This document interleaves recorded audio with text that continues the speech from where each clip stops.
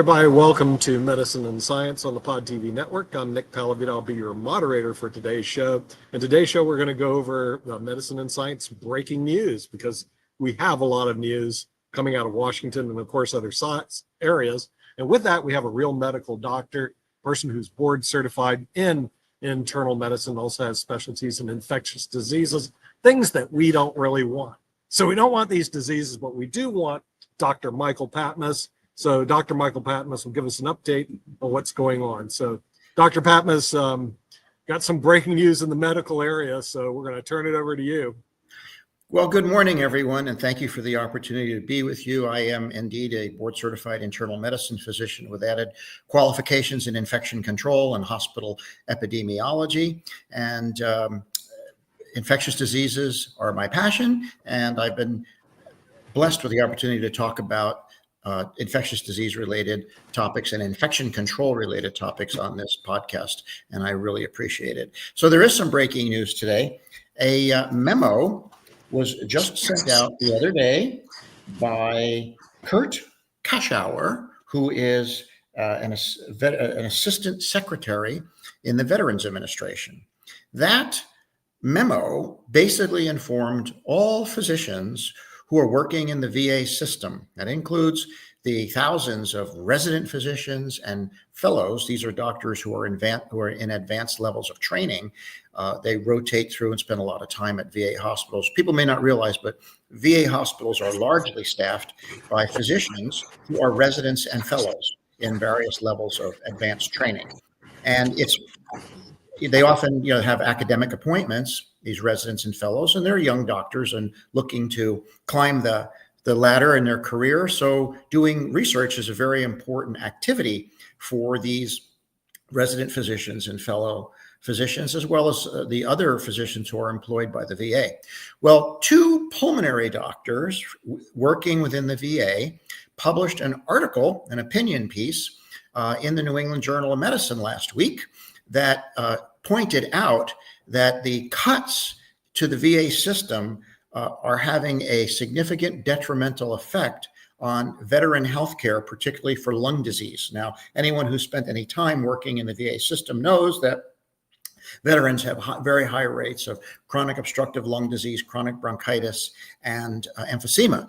Well, these two pulmonologists wrote an article talking about what they have observed in terms of the impact on these patients, published it in the New England Journal, and within days, bingo, out comes a memo from the Assistant Secretary of the VA informing physicians in the Veterans Administration that they may not publish any articles without permission from Mr. Kaschauer's office. So that's a novel thing. Turns out that now if you have a research article or something you're going to publish, say in the New England Journal of Medicine, you can't until you get permission from a VA bureaucrat. This is a real clamping down on the freedom that academic physicians have to publish and share information in leading medical journals. So I think that is significant breaking news. And it follows on what was recently reported in Inside Medicine. Inside Medicine is a Substack that reports regularly on topics inside medicine. And they recently reported just a few days ago data from an organization called GrantWatch. GrantWatch keeps tabs on all the grants that have been funded by the NIH. And here's what GrantWatch found. So far, DOGE, the Department of Government Efficiency, that claims to have saved so much money in waste, has actually cut grant funding for medical research in the United States by $3.8 billion. You heard that right. DOGE, Elon Musk, and his team of 20-something techies and hackers has cut American research funding by $3.8 billion just since January. And guess which medical school took the biggest hit and lost 340 grants because of this? Harvard Medical School, the same medical school that Donald Trump is on a war with, and the same university that Trump is at war with. So Harvard Medical School is getting slammed. They've lost 340 grants. These are grants where the doctors there at Harvard are engaged in important medical research.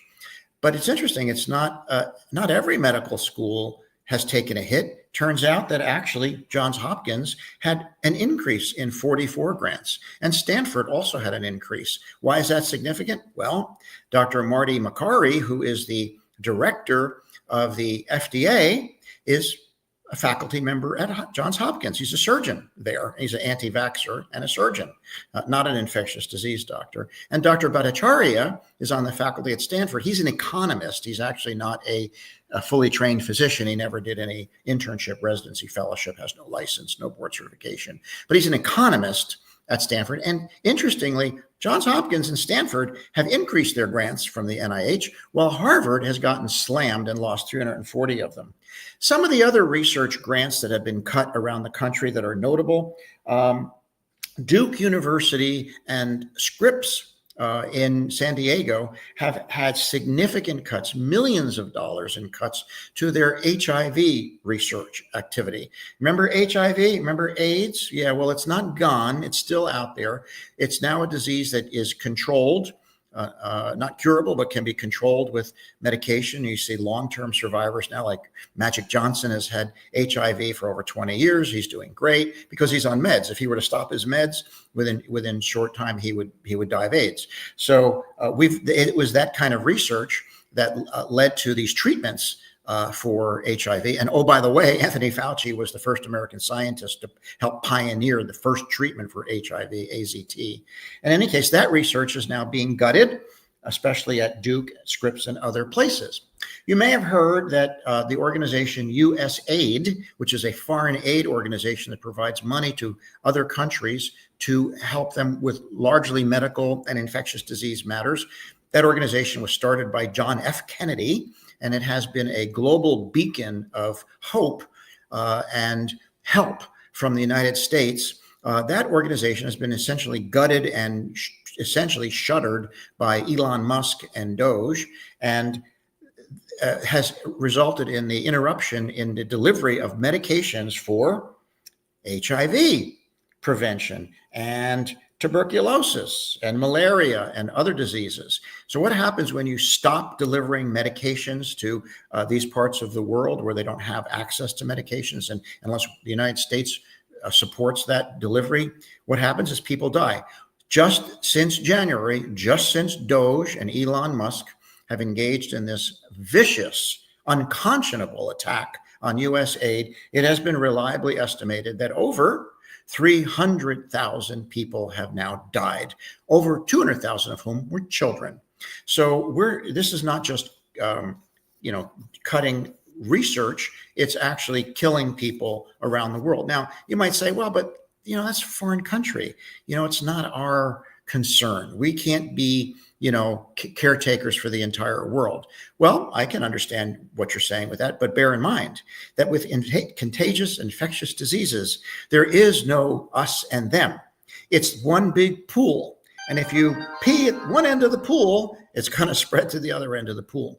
When you have uncontrolled malaria, TB, HIV, Ebola, whatever virus or bacterial infection might be happening, Mpox, in one part of the world, nowadays with all the travel that we are engaged in, it spreads into the United States very quickly. So U.S. aid isn't just, for the benefit of those people over there. It's for our own benefit here in the United States. When you cut U.S. aid, you will see a resurgence globally of deadly, contagious, infectious diseases, and we are already seeing that. So, by the way, CDC funding as a result of Doge has been cut in half. What does CDC do? They monitor and surveil all infectious diseases around the world for early identification and early intervention. It was because of CDC that Ebola was recognized in Africa, and it got clamped down upon quickly before it spread out of the country. So CDC funding is cut in half. what's going to happen? We've reduced surveillance. You're going to see spread of contagious infectious diseases as a result. So the point of all that is when you hear people say, well, Doge has saved money, identifying inefficiency, but you ask exactly they cut. What inefficiencies are you talking about?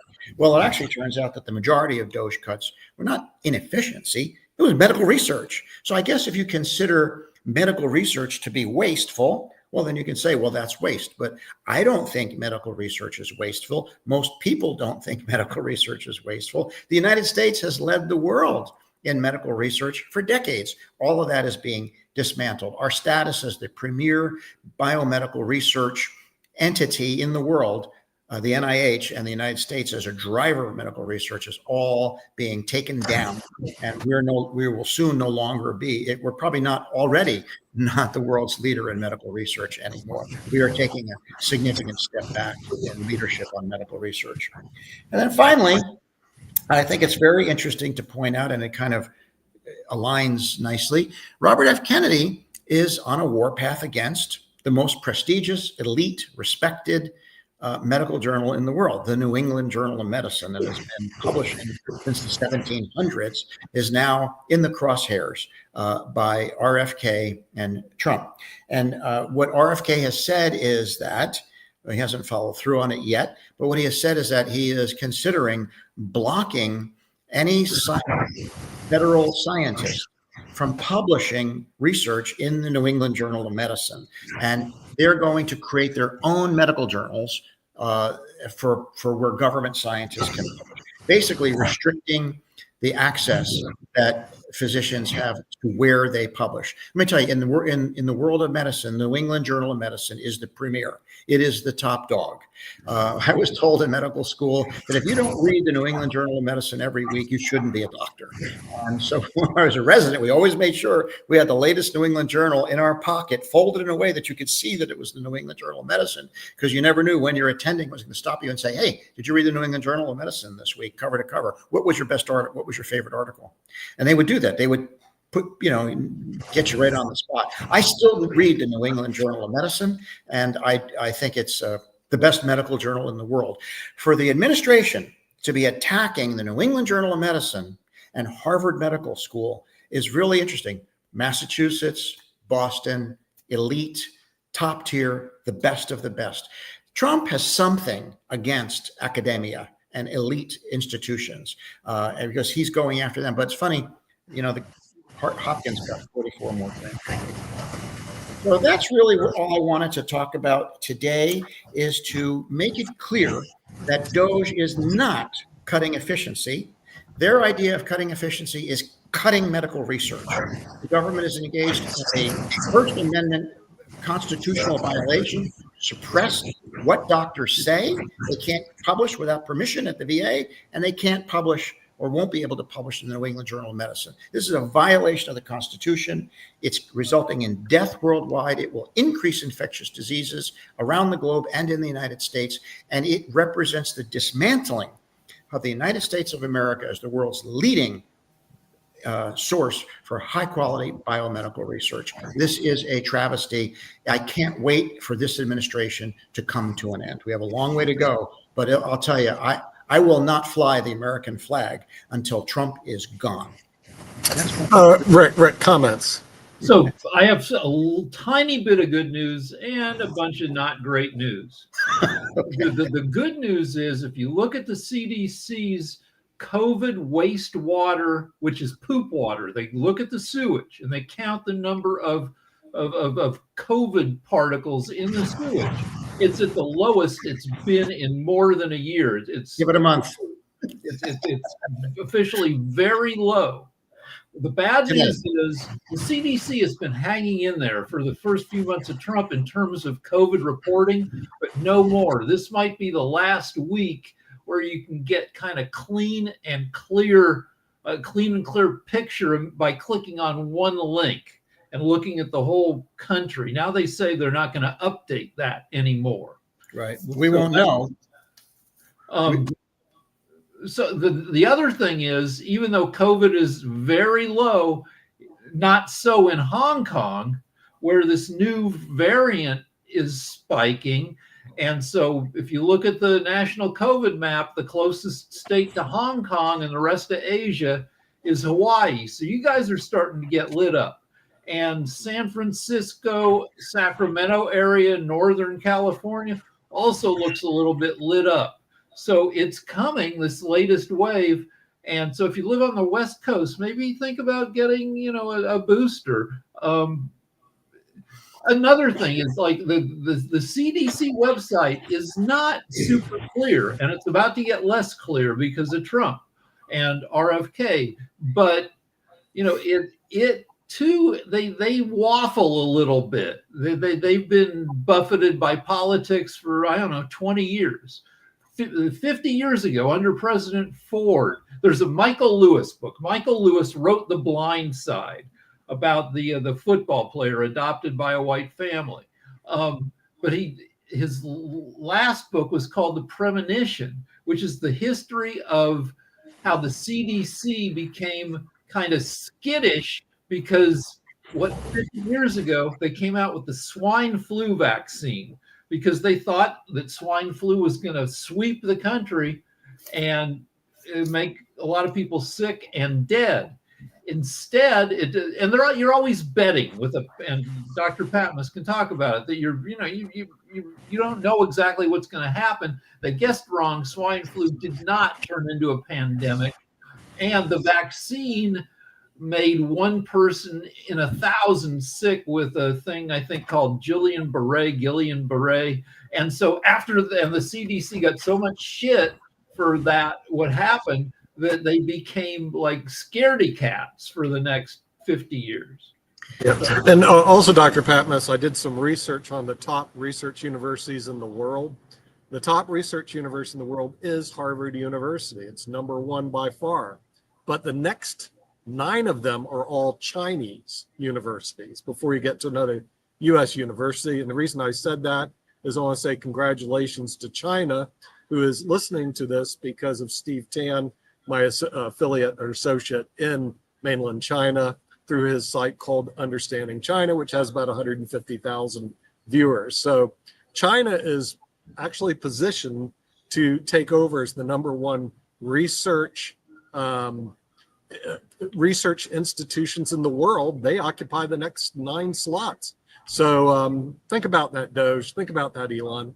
I got one more thing about Harvard. Like the right, the Trump and company like to attack Harvard because everybody at Harvard is studying Marxism and communism and gender studies and how to be a lesbian. If you actually look at frickin' Harvard, more than half of the students there are majoring in STEM. And yeah, it's true. All research is frickin' STEM. It's not ridiculous stuff.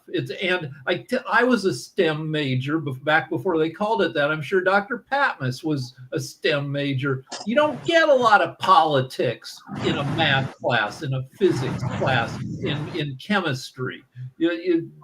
And so attacking Harvard for teaching bullshit is itself bullshit. Well, those are all great comments, Rick. And I would say you're right. Just a word of caution about the wastewater and COVID. You're right. There is a new variant. And it's important for people to understand, where do these variants come from? Where did this new variant in China, which, oh, by the way, has now been found in the United States, where did it come from? It came from a person with COVID. The virus, the SARS-CoV-2 virus, doesn't exist out in the environment. It exists in the reservoir. We, human beings, are the reservoir. We are maintaining the virus, replicating it, mutating it, and disseminating it. And it's only a matter of time before some person somewhere coughs up the next new variant that could be milder. It's all a matter of random chance, or it could be much worse. And when you talk about the swine flu and why we panicked in the early 70s, people have to understand what happened during the Spanish influenza epidemic of 1918 to 1920. These numbers are sobering. Between 1918 and 1920, 50 million people around the world, mostly young, healthy men, died of the Spanish flu. That represented about 3% of the Earth's human population at that time, that was a submassive extinction event. 3% of the Earth's human population were wiped out in a 2-year period by a virus just 100 years ago. And you wonder why infection doctors get a little nervous about viruses? Because it's only a matter of time before another virus comes along that we have no treatment for and no vaccine for, capable of killing 30, 40, 50% of people it infects. Submassive extinction events are not far-fetched. And we had one just 100 years ago. So that's why we worry about epidemics and pandemics. And we need a CDC to help us identify, jump on these things and contain them and develop vaccines rapidly to prevent these viruses. The fossil record, paleontologists will tell you, the fossil record is full of evidence of global pandemics, viral pandemics that wiped out species. So we're animals too. We're Homo sapiens. We're primates. We're not immune to these natural biological disasters. We're animals too. But the difference is we have a brain, at least some of us do, and we can use it to mitigate the risk of disease and to produce vaccines and treatments. But right now what's happening is we're being prevented from doing that by a president who is lacking that thing up there. I just Googled a couple things because you were talking about where do new variants of COVID come from? The human body has, on average, 37 trillion. You're a science lab. Everybody's body is a science lab with 37 trillion cells, which 37 million cells. Now this number I'm not sure of at all, but when you get COVID, maybe 1 billion of those cells get infected. And each one of those cells is a little freaking lab where COVID is reproducing itself, often badly, because viruses are bad at exactly copying themselves. They're like a bad artist who draws just kind of like a really terrible likeness of itself, and then the self fills with these copies and explodes.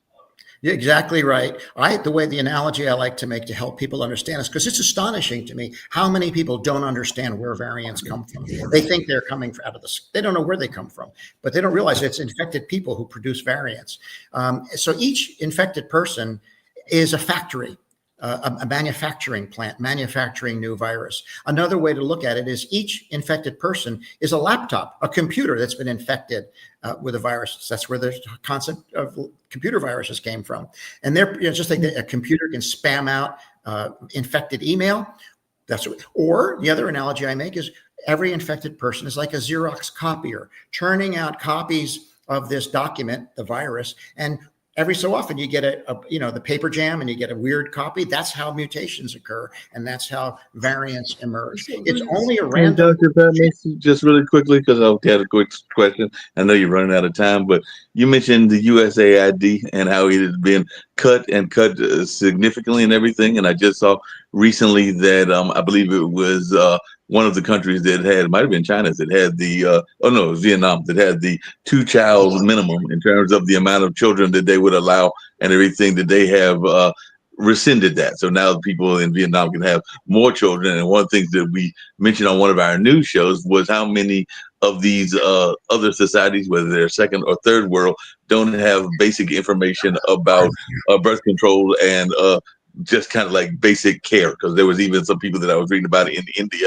who don't know or understand what's going on with their body when the period is taking place and everything like that. So I just wondering, is a lot of that going to be even more impacted because of this cut in funding? Because I'm thinking that a lot of the ways that we were helping was helping them get basic knowledge. You're so right, Mark. That's absolutely correct. I spent several years working at hospitals deep in the barrio in East Los Angeles. I enjoy working in underserved communities. I spent some time, you can't get further deep into the Latino barrio in East LA than where I was. And I saw patients coming from Central America and Mexico who've never had medical care. I mean, think about that. In the United States, most of us are insured, access to medical care. Imagine seeing a person who's never had medical care in their entire life. They've never had a vaccination. They've never had any medical care at all. And they managed to get into the United States seeking help. And they're treated at hospitals like East Los Angeles Doctors Hospital, which is a beacon of hope for these people who come in with having never had medical care. Imagine seeing a person at your ER doorstep who's 8 months pregnant, who's never had prenatal care, never had any medical care. So this is heartbreaking. And so when you cut U.S. aid, you're cutting care for other parts of the world, and it's inhumane and unconscionable. I don't know what kind of humanity would think that that's a good idea, but it also directly impacts us, because these people, if they have contagious infectious diseases, which most diseases are, it's going to end up affecting the United States. But you use the analogy of a factory. You could also say your body is the world's biggest Kinko's. In the old days, if you needed to make a copy, you'd go to Kinko's and they have 20 Xerox machines throughout. But your body is when it gets COVID, it's like 1 billion Xerox machines. All of them operated by some idiot who's not really good at making copies. And I just looked it up. When you get COVID, you have 100,000 virus particles per picoliter, which is, I don't know, it's probably a little droplet that's so small you can't even see it. And there's 100,000 pieces of COVID in there. I think a picoliter is like a billionth of a liter. So yes, you're right. Yeah, there's a lot of virus in a tiny little bit of blood. That is true. And all those viruses are copied badly. Yes. Now we have a new variant, and we have a very large human host reservoir of people who are available to host. It's kind of like, think about it as like Airbnb. What's the capacity? What do we have? How many hotels do we have where we can host this virus? We've got millions, because most people in the United States are not adequately immunized. So they're a wide open hotel. Also, one of each variant has its own, typical symptoms. The typical symptom for this one is razor blade throat. Every time you swallow, it feels like you got a razor blade in there. So you may say, well, it's just like a bad cold and I'll be fine. But really, you want razor blade throat. Nasopharyngitis doesn't give you razor blade throat. The only other thing I know that causes that kind of severe pharyngitis is streptococcal pharyngitis and diphtheria. If you've ever seen diphtheria, the strangling angel of death, that'll catch your attention, watching someone strangled to death with diphtheria. Oh, by the way, that's coming back as well. Thank you, Robert F. Kennedy.